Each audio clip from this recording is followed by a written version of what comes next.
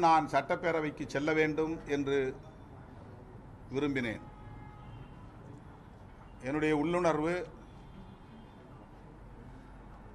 நான் சட்டப்பேரவையில் இருக்க வேண்டும்,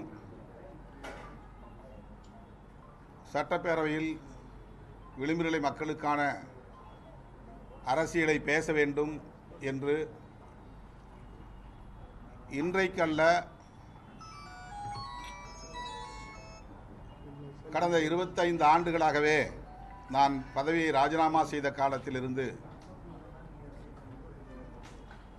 எண்ணி வந்திருக்கிறேன். அந்த கனவு எனக்கு நீண்ட நாள் கனவு. 2001 மங்களூர் தொகுதியில் நான் போட்டியிட்டு உதயசூரியன் சின்னத்தில் வெற்றி பெற்று 2.5 ஆண்டுகள் நான் பதவியில் இருந்தேன். 2004 ஆண்டு பிப்ரவரி 3ஆம் நாள் என்று கருதுகிறேன், என்னுடைய பதவியை ராஜினாமா செய்தேன். பதவியில் எனக்கு பெரிய ஈடுபாடு இல்லை, பிடிப்பில்லை. முதலாக நான் சட்டமன்ற உறுப்பினராக வெற்றி பெற்றும் சட்டமன்ற உறுப்பினர் பதவியை மிக இலகுவாக நான் உதறிவிட்டு வெளியே வந்தேன். 2006ஆம் ஆண்டு அதிமுக கூட்டணியிலே தமிழ்நாட்டில் 9 இடங்களும், பாண்டிச்சேரியில் 1 இடமும் என 10 இடங்களை பெற்று போட்டியிட்டோம் மணி சின்னத்தில். அப்போது நான் மங்களூர் தொகுதியிலேயே மீண்டும் போட்டியிடுவது என்று முடிவெடுத்திருந்தேன். ஏனென்றால் நான் போட்டியிட்டு வென்ற தொகுதி. 2.5 ஆண்டுகளில் பதவியை நான் துறந்த நிலையிலே மீண்டும் அதே தொகுதியில் நான் போட்டியிட வேண்டும் என்று விரும்பினேன். கடைசி நேரத்தில் கட்சியில் என்னோடு களத்தில் நின்ற முன்னணி பொறுப்பாளர் எனக்கு கடலூர் மாவட்டத்தில் ஏதேனும் ஒரு தொகுதி வேண்டும் என்று கேட்டுக்கொண்டார். காட்டுமன்னார்குடியில் நீங்கள் நின்றால் எனக்கு மங்களூர் வேண்டும், மங்களூரில் நின்றால் எனக்கு காட்டுமன்னார்குடி வேண்டும் என்று கேட்டார். என்னை நம்பி வந்த நிலையில் அன்றைக்கு பெரிய போட்டி இல்லை. ஆகவே நான் கடைசி நேரத்தில் போட்டியிடுவதை தவிர்த்தேன். 2006 இது நடந்தது. நான் போட்டியிடுவதற்காக பெற்ற தொகுதி மங்களூர் என்கிற திட்டக்குடி தொகுதி. அன்றைக்கு கட்சியிலே 2001 கேட்டபோது அவருக்கு வழங்க இயலவில்லை என்பதனால் 2006 அவருக்கென்று ஒரு தொகுதியை நான் வாங்கியிருந்தேன். ஆனால் அது வேண்டாம் என்று மறுதளித்த நிலையில், வெளிப்படையாக சொல்லுகிறேன், இன்றைக்கு காங்கிரஸ் கட்சியின் தலைவராக இருக்கிற அன்றைய செல்வம், இன்றைய செல்வ பெருந்தகை, அவருக்காக திருப்பெரும்புதூர் தொகுதி வாங்கப்பட்டது. ஆனால் அவருக்கு கடலூர் தொகுதி தான் வேண்டும் என்று தனது விருப்பத்தை சொன்னார் என்பதற்காக நம்மை நம்பி இருப்பவர்களை கடந்த முறை தர முடியாமல் போய்விட்டது, இந்த முறை தரலாம் என்று முடிவெடுத்து நான் போட்டியிடுவதிலிருந்து விலகிக் கொண்டேன். அன்றைக்கு இது பெரிய அளவில் பேசப்படவில்லை. அப்போது சமூக ஊடகங்கள் இல்லை. ஒரு இடம் கிடைத்தாலும் நாம் தான் போட்டியிட வேண்டும் என்று விரும்புகிறவர்கள் உள்ள அரசியல் களத்தில் நான் போட்டியிடுவதற்காக நானே கேட்டு பெற்ற தொகுதியை நான் போட்டியிடாமல் தவிர்த்து கட்சியில் ஒருவருக்கு வழங்கிய வரலாறு உண்டு. பதவியில் எனக்கு பெரிய பிடிப்பில்லை என்பதற்கு இதுவும் ஒரு சான்று. சட்டமன்ற உறுப்பினர் பதவியை ராஜினாமா செய்தேன். சட்டமன்ற உறுப்பினர் பதவிக்கான தொகுதியில் போட்டியிடுகிற வாய்ப்பையும் தவிர்த்தேன். அப்போது நான் போட்டியிட்டு வெற்றி பெற்றிருந்தால் நான் தொடர்ந்து சட்டமன்ற பேரவை தேர்தல்களிலேயே 5 ஆண்டுகளுக்கு ஒரு முறை போட்டியிடுகிற சூழல் அமைந்திருக்கும். 2006 நான் போட்டியிடாமல் தவிர்த்ததனால் 2009 நான் நாடாளுமன்ற தொகுதியில் போட்டியிட்டு 1 லட்சம் வாக்குகள் வித்தியாசத்தில், அதுவும் சொந்த சின்னத்தில் தான் வெற்றி பெற்றேன். அதன் பிறகு நான் தனி சின்னத்தில் நிற்பேன் என்பதில் உறுதியாக இருந்தேன். 2006 இருந்து 2006 9 தொகுதிகளிலும் இரட்டை இலை சின்னத்தில் போட்டியிட வேண்டும் என்று ஜெயலலிதா அம்மையார் சொன்னபோது நான் மறுதளித்தேன். வென்றாலும் தோற்றாலும் தனி சின்னம்தான் என்று அவரிடத்திலேயே சொல்லிவிட்டு மணி சின்னம் பெற்று அன்றைக்கு போட்டியிட்ட 9 தொகுதிகளில் தமிழ்நாட்டிலே 2 தொகுதிகளில் விடுதலை சிறுத்தைகள் கட்சி வெற்றி பெற்றது. கடலூர் மாவட்டத்தில் ஒன்று காட்டுமன்னார்குடி, இன்னொன்று மங்களூர் என்கிற திட்டக்குடி. அதிலிருந்து 2009 நான் உச்சநீதிமன்றம் வரையில் சென்று வழக்காடி நட்சத்திரம் சின்னத்தை பெற்று வந்து கடைசி 10 நாள் இடைவெளியில் போட்டியிட்டு அன்றைக்கு 1,00,000 வாக்குகள் வித்தியாசத்தில் நான் வெற்றி பெற்றேன். அதிலிருந்து நான் தொடர்ந்து நாடாளுமன்ற பொதுத் தேர்தல்களிலேயே போட்டியிடக்கூடிய சூழல் அமைந்தது என்றாலும் கூட 2016 மக்கள் நல கூட்டணியில் சட்டப்பேரவையில் போட்டியிடுகிற ஒரு சூழல் உருவானது. அப்போது நான் 87 வாக்குகள் வித்தியாசத்திலே காட்டுமன்னார்குடியில் வெற்றி வாய்ப்பை இழக்க நேர்ந்தது. 250 தபால் வாக்குகளை முறையாக பெறாமல் போய்விட்டார்கள். அந்த 250 தபால் வாக்குகளை வாங்கியிருந்தால் கூட நான் வெற்றி பெற்றிருப்பேன். 2016 நான் வெற்றி பெற்று சட்டமன்ற உறுப்பினராகி இருந்தால் 2021 நான் சட்டமன்றத்தில் போட்டியிட்டிருப்பேன். இன்றைக்கு 26 நான் சட்டமன்றத்தில் போட்டியிட்டிருப்பேன். 2016 அது தவறி போனது. பிறகு 2019 மீண்டும் நான் நாடாளுமன்ற பொதுத் தேர்தலில் போட்டியிட்டு வெற்றி பெற்றேன்.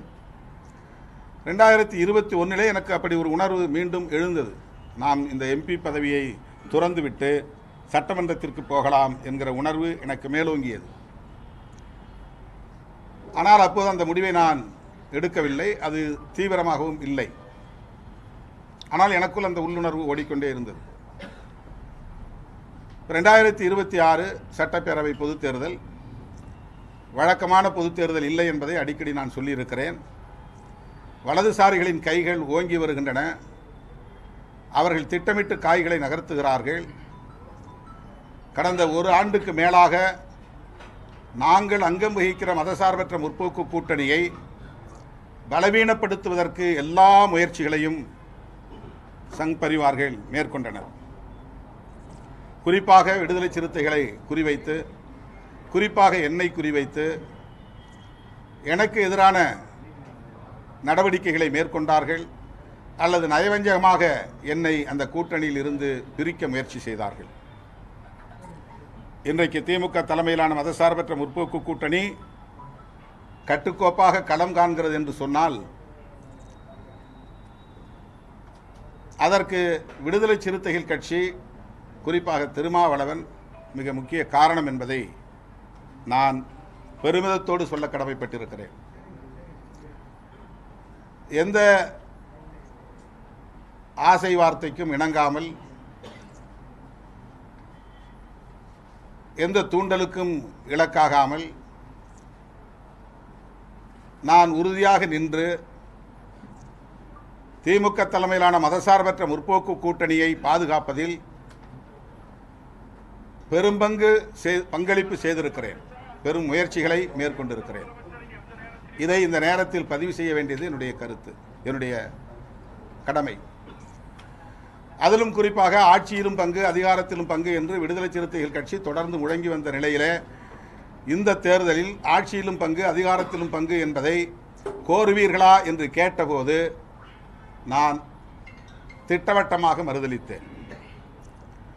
ஏன் திட்டவட்டமாக மறுதளித்தேன் என்று சொன்னால், அப்படி ஒரு முழக்கத்தை வைப்பதன் மூலம் கூட்டணிக்குள் எந்த சலசலப்பும் ஏற்பட்டுவிடக்கூடாது, அதன் மூலம் இதில் ஒரு பலவீனம் உருவாகிவிடக்கூடாது என்கிற அந்த பொறுப்புணர்வு தான்.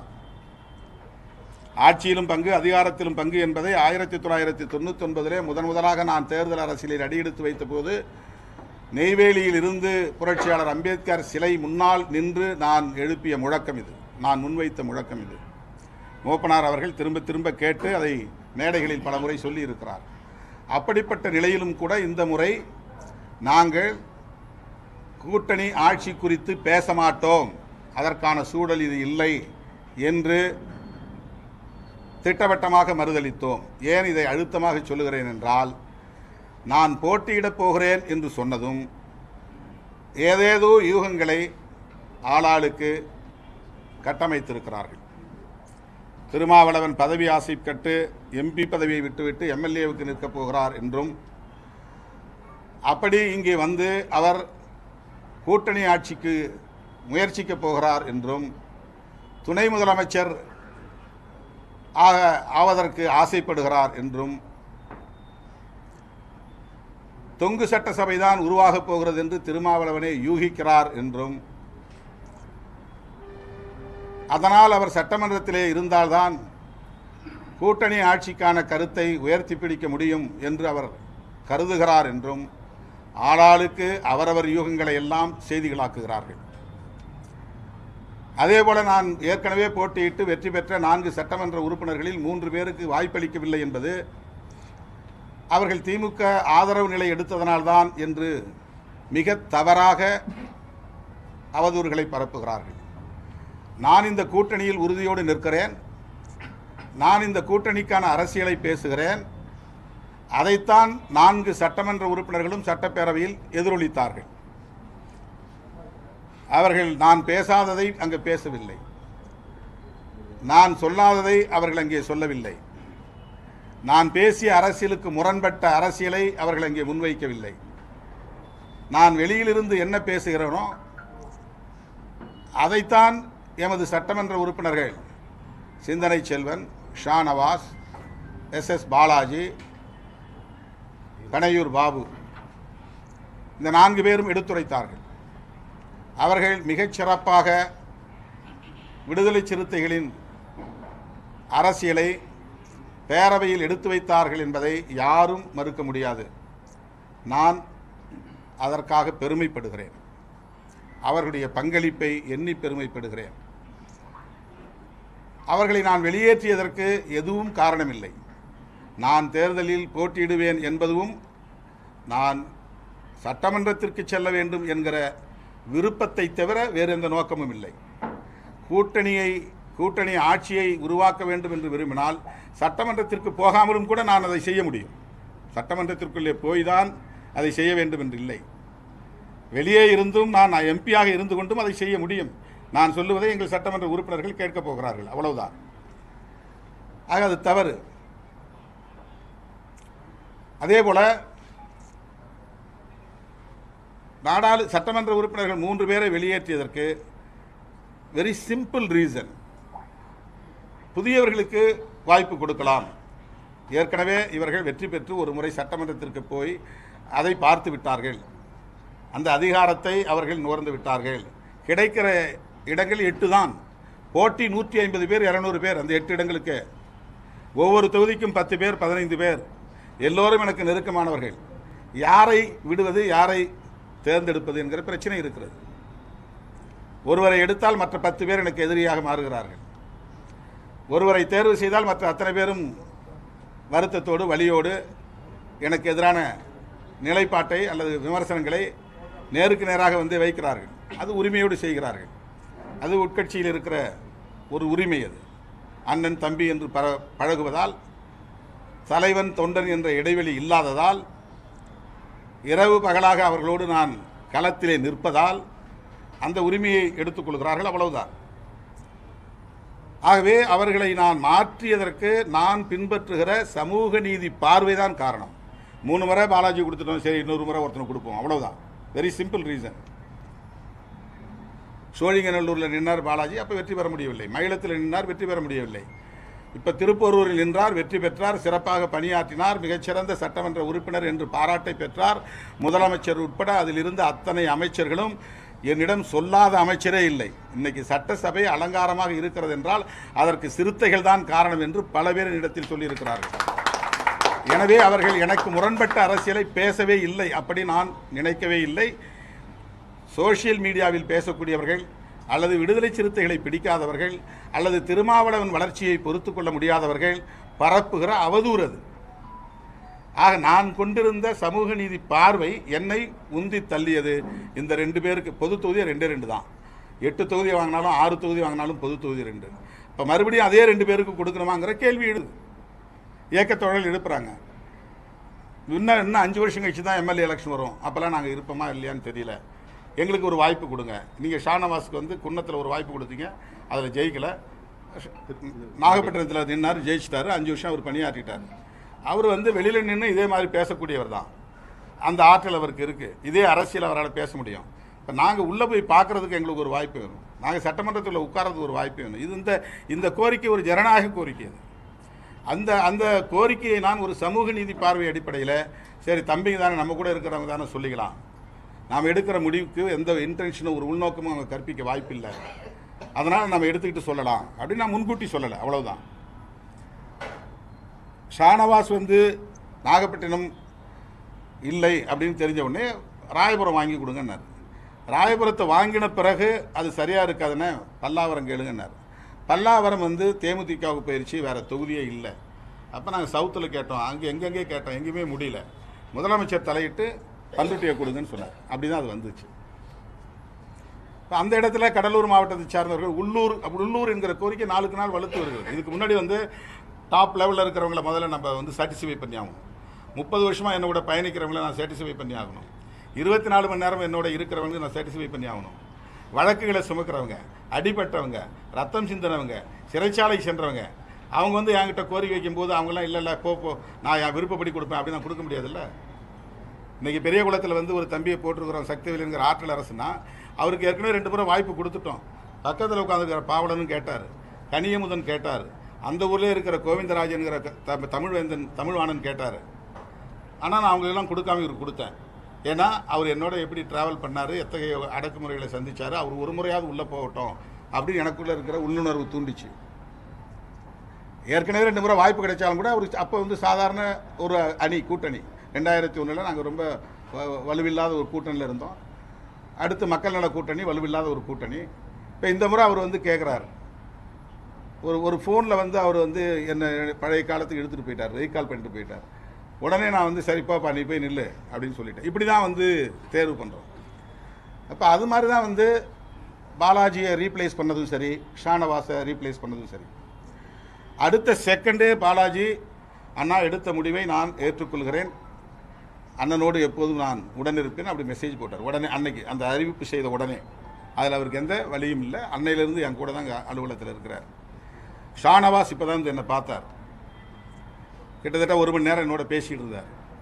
நான் வந்து பிரச்சாரத்துக்கு போகிறேன், என்னுடைய டூர் ப்ரோக்ராம் அறிவிங்க, என்றென்றைக்கும் வந்து இந்த கட்சியின் நலன்களுக்காக மட்டுமே பாடுபடுவேன் அப்படிங்கிற ஒரு தகவலை சொன்னார். நான் ஏன் உங்கள் பேரை விடுபட்டு போச்சு, ஏன் நான் அது தவிர்த்தேன் அப்படிங்கிறதுக்கு நான் விளக்கம் சொன்னேன். ஏன்பா நான் சொன்னால் நீ கேட்டுங்கிற நம்பிக்கையில் நான் மாற்றினேன், அவ்வளோதான். அவரும் இஸ்லாமியர், அவருக்கு ஒரு வாய்ப்பு நம்ம இந்த முறை கொடுக்கணும், அதனால் கொடுத்தோம், தப்பாக எடுத்துக்காதீங்க. அடுத்த சுழற்சி இன்னொரு இஸ்லாமியர் கொடுப்போம். இனிமேல் அவர் தோத்தாலும் ஜெயித்தாலும் அவருக்கு கொடுக்க போகிறதில்ல, அடுத்த ஒரு இஸ்லாமியருக்கு நம்ம வாய்ப்பு கொடுக்கணும். இப்போ இது வேணால் ரொம்ப குறைவான எண்ணிக்கை உள்ள இடங்கள் இருக்கும்போது, போட்டி கடுமையாக இருக்கும்போது, அதை வந்து நாம் இந்த மாதிரியான ஒரு சமூக நீதி பார்வையில் நம்ம அட்ஜஸ்ட் பண்ணுறோம், அவ்வளோதான். இதை வந்து ஊடகங்களில் அவங்கெல்லாம் திமுகவுக்கு சொம்படித்ததுனால தான் திருமாவளவன் தூக்கி போட்டார் அப்படிங்கிற ஒரு நேரேஷன், ஒரு கருத்துருவாக்கம் பண்ணுறாங்க. அதெல்லாம் தாண்டி இப்போ தான் நான் கோர் சப்ஜெக்ட் வரேன், மெயின் சப்ஜெக்ட் வரேன். நான் வந்து ஆசைப்பட்டேன், அவ்வளோதான். சட்டமன்றத்துக்குள்ளே போகலான்னு ஆசைப்பட்டேன்.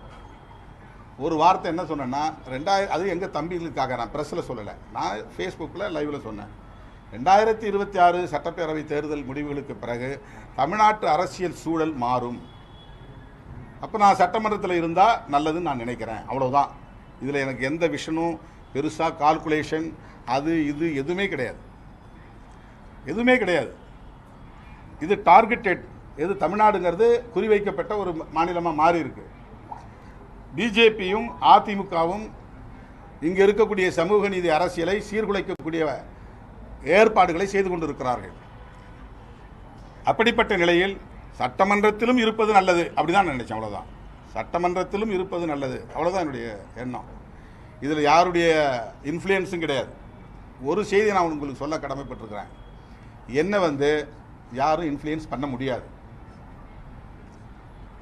இதை செய் அதை செய் அப்படின்னு என்னை கட்டளையிட்டு என்னை வந்து வேலை வாங்க யாராலும் முடியாது. அது எந்த காலத்திலும் நடக்காது. நான் நல்லது கெட்டது எல்லாவற்றையும் சீர்தூக்கி பார்த்து நான் போட்டியிட வேண்டும் என்று முடிவெடுத்தேன். அதே போல் இந்த 6 நாட்களில் 5 நாட்களில் கம்ப்ளீட்டாக வந்து ஏதோ திருமாவளவன் வந்து ஒரு நோக்கத்தோட உள்நோக்கத்தோட உள்ளே போகணும்னு நினைக்கிறார் அப்படிங்கிற மாதிரியான ஒரு நேரேஷனை செட்டப் பண்ணி ஒரு கட்டுக்கதையை உருவாக்கி எங்கள் கூட்டணியின் நலனே பாதிக்கப்படக்கூடிய வகையில் கருத்து பரப்பல் இங்கே திட்டமிட்டு நடக்கிற சூழலில் நான் இதையும் கருத்தில் கொள்ள வேண்டியிருக்கிறது. இதை நான் புறந்தள்ள முடியாது. நான் முன்வைத்த காலை பின்வாங்க மாட்டேன் அப்படிலாம் நான் ஒரு ஈகோயிஸ்டிக்காக இருக்க மாட்டேன். எங்கே ஒரு ஃபார்வேர்டிங் இருக்கும் அந்த இடத்துல ஒரு விட்ராயிங் இருக்கணும். ஒரு யுத்த களத்தில் முன்னோக்கி போகிறோங்கிறது ஒரு ராஜதந்திரம்னா ஒரு ஸ்டெப்பு பின்வாங்கிறதும் ஒரு ராஜதந்திரம் தான். எந்த யுத்த களத்திலும் பின்வாங்குதல் இல்லாமல் முன்னோக்கி பாய முடியாது. அதனால் இந்த 5 நாட்கள் ஊடகங்களில் நடத்தப்பெற்ற விவாதங்களும் திட்டமிட்டு விடுதலை சிறுத்தைகள் கட்சிக்கு எதிராக பரப்பப்பெற்ற அவதூறுகளும் எல்லாவற்றையும் விட என்னுடைய நோக்கத்திற்கு ஒரு திட்டமிட்ட சித்திரத்தை உருவாக்கி இருக்கிறார். நான் என்னுடைய நோக்கத்தை கொச்சைப்படுத்துவது போல் இருக்கிறது. ஏதோ பதவி ஆசைப்பிடிச்சு நான் டிப்டி சிஎம்காக இங்கே வரப்போகிறேன். அதுக்கு தான் நான் முன்ன சொன்னதெல்லாம் சொன்னேன். நான் ஏன் ராஜினாமா பண்ணேன்னு சொல்ல வேண்டிய அவசியம் இதுதான் வருது. நான் பதவி ஆசை இருந்திருந்தால் 5 வருஷம் நான் எம்எல்ஏவே இருந்திருப்பேன். எனக்கு பதவி ஆசை இருந்திருந்தால் நான் 2006 எனக்கான தொகுதியில் நான் நின்றுக்கிட்டு மற்றவங்களுக்கு போப்பா உனக்கு சீட்டு இல்லைன்னு நான் சொல்லியிருக்க முடியும். இது எனக்கான சீட்டு, நான் நிற்கிற தொகுதி ஜெயிக்கிற தொகுதி எனக்கு வேணும் அப்படின்னு நான் நின்றுருக்க முடியும். அன்றைக்கே நான் விட்டு கொடுத்தேன். சரி ரைட் போ, நீ நில்லு அப்படின்னு அன்றைக்கே விட்டு கொடுத்தேன். பதவியில் ஆசை இருந்தால் நான் அன்றைக்கி அப்படி விட்டு கொடுத்துருக்க முடியாது. இன்றைக்கும் நான் சொல்கிறேன், பதவிக்காக நான் போகவில்லை. அதை நான் வெளியே இருந்தே பண்ண முடியும். ஒன்று, கூட்டணி ஆட்சியை இந்த காலச்சூழலில் நான் கோர மாட்டேன் அப்படின்னு கேட்டகாரிக்கலி ஐ ரிஜெக்டட் ஆல்ரெடி. ஏற்கனவே நான் திட்டவட்டமாக மறுதளித்துட்டேன். அப்புறம் என்ன அதில் ஒரு சின்ன உள்நோக்கம்? அதை எதுக்கு நான் உள்ளே போய் தான் செய்யணுங்கிறது என்ன இருக்குது? தேர்தலுக்கு பிறகு அதை செய்யணும்னா நான் என்னால் செய்ய முடியுமே. அது ஒரு பெரிய விஷயமே கிடையாது.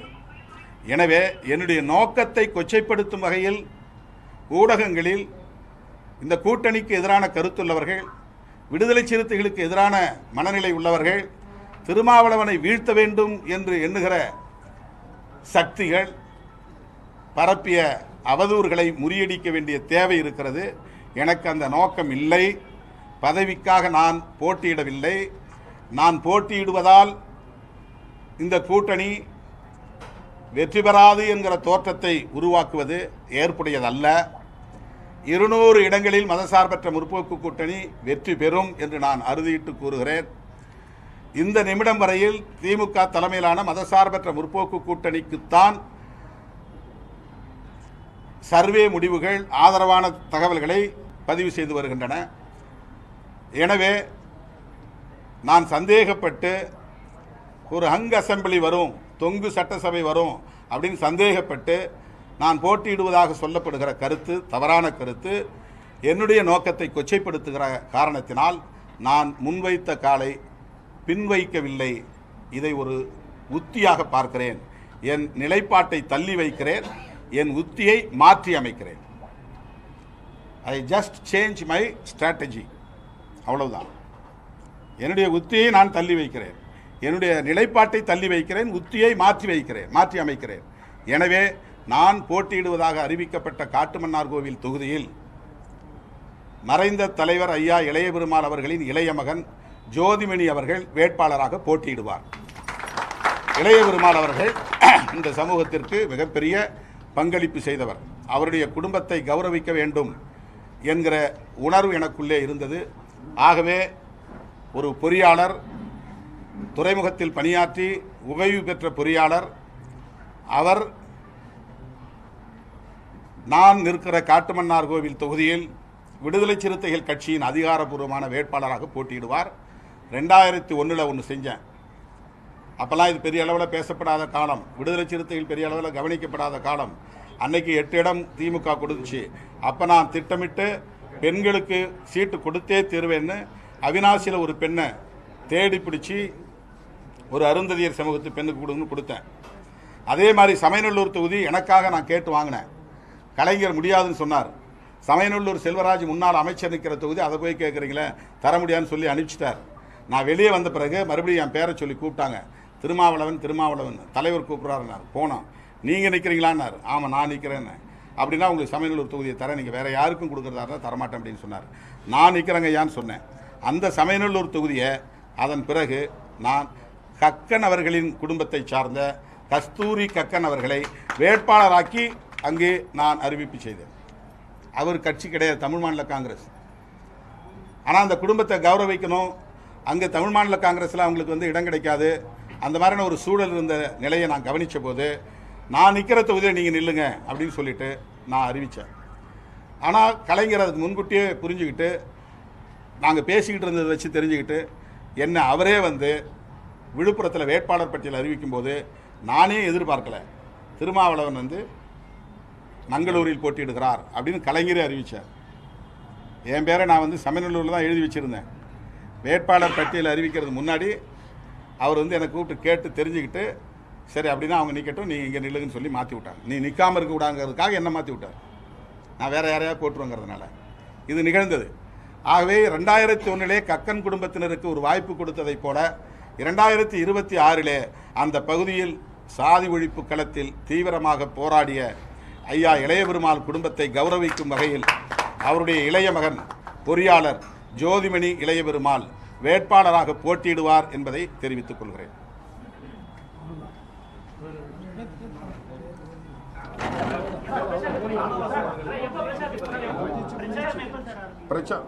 பிரச்சாரத்துக்கு நான் 5ஆம் தேதி நாளையிலிருந்து போகிறேன். முதற்கட்ட சுற்றுப்பயணம் ஒரு 7 நாள். ஷானவாஸ் எத்தனாம் தேதி போகிறாரா? ஷானவாஸ் வந்து தமிழ்நாடு முழுக்க விடுதலை சிறுத்தைகள் போட்டியிடும் அனைத்து தொகுதிகளிலும் பிரச்சாரம் செய்கிறார். ஆமாம், அது எங்கெங்கே அழைக்கிறாங்களோ அங்கே முடிஞ்ச வரைக்கும் பிரச்சாரம். 9ஆம் தேதி 5ஆம் தேதி புதுச்சேரி, 6ஆம் தேதி காட்டுமன்னார்குடி, 7ஆம் தேதி காட்டுமன்னார்குடி, 8ஆம் தேதி பெரியகுளம், 9ஆம் தேதி கள்ளக்குறிச்சி, 10ஆம் தேதி பன்ருட்டி, 11ஆம் தேதி திண்டிவனம், 12ஆம் தேதி செய்யூர், 13ஆம் தேதி திருப்போரூர், 14ஆம் தேதி அரக்கோணம். இது முதற்கட்டமாக. அடுத்த பட்டியல் பின்னர் வெளிவரும். தலைமை தேர்தல் பணிக்குழு பொறுப்பாளராக கட்சியின் சட்டமன்ற உறுப்பினரும் துணை பொதுச் செயலாளருமான SS பாலாஜி அவர்களும், அமைப்பு செயலாளர் தமிழினியன், ஒழுங்கு நடவடிக்கை குழு செயலாளர் தேவராஜ், வனச்செழியன், தயா நெப்போலியன், கவினி, பூவிலியன் ஆகியோர், ஆதிமொழி ஆகியோர் தலைமையகத்திலிருந்து எல்லா தோழமை கட்சிகளையும் தொடர்பு கொள்ளக்கூடிய பணிகளை மேற்கொள்வார்கள். விடுதலை சிறுத்தைகளின் வேட்பாளர்களோடு தொடர்பில் இருப்பார்கள். அடுத்து ஷானவாசுடைய சுற்றுப்பயணம் சட்டப்பேரவை பொதுத் தேர்தல், மதசார்பற்ற முற்போக்கு கூட்டணி, ஆலூர் ஷானவாஸ் பரப்புரை பயணம். 9ஆம் தேதி பன்ருட்டி, 10ஆம் தேதி திண்டிவனம், 11ஆம் தேதி காட்டுமன்னார் கோயில், 12ஆம் தேதி நாகப்பட்டினம், 13ஆம் தேதி பெரியகுளம், 16ஆம் தேதி கள்ளக்குறிச்சி, 17ஆம் தேதி அரக்கோணம், 18ஆம் தேதி செய்யூர், 19ஆம் தேதி திருப்போரூர், 20ஆம் தேதி எழும்பூர் ஆகிய நாட்களில் தம்பி ஆலூர் ஷானவாஸ் அவர்கள் சுற்றுப்பயணம் மேற்கொள்கிறார்.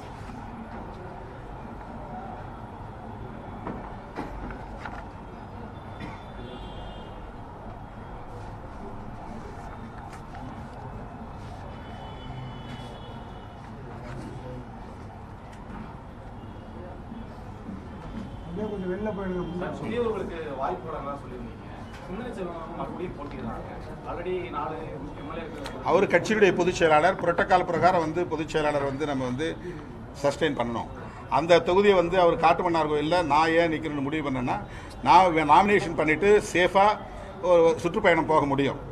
அது வந்து ப்ரூவ்டு, அதாவது நிரூபிக்கப்பட்ட வாக்கு வங்கி உள்ள ஒரு தொகுதி.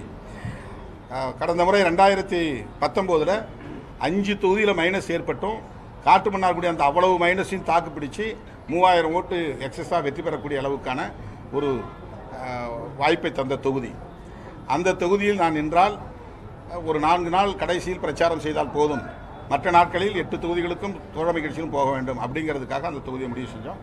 நான் அங்கே நிற்கிறதுனால சிந்தனை செல்வனை செய்யூருக்கு மாற்றணும், அவ்வளோதான்.